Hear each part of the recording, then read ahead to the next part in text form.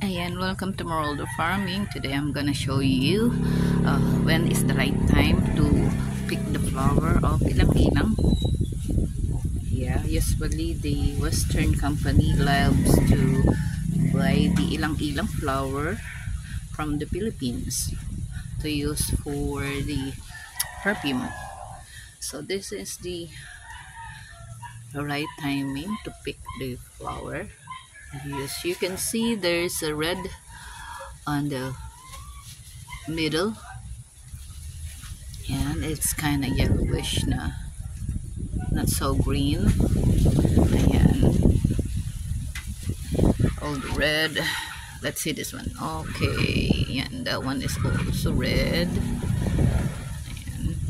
The other one, let's see. So it's not ready. This one is not ready. Ayan. So ayan.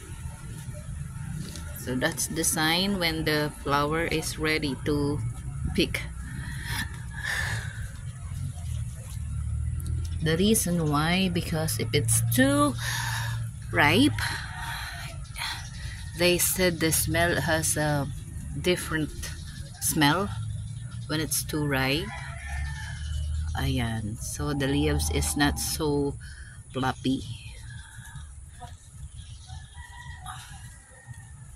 Ayan, this is not to reject, no damage on the flower. Ayan.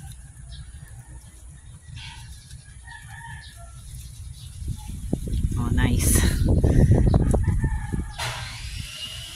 Oh, how many flowers? Yeah, this one too. Let's see this one if this is too, yan, ready na rin. Ayan, already. Okay, this one is not ready yet.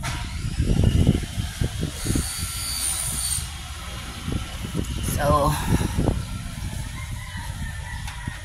thank you for watching, guys. Another tip for the farmers who want to grow the ilang-ilang. Ayan ha. Oh. So this is not reject. Yay. Thank you for watching.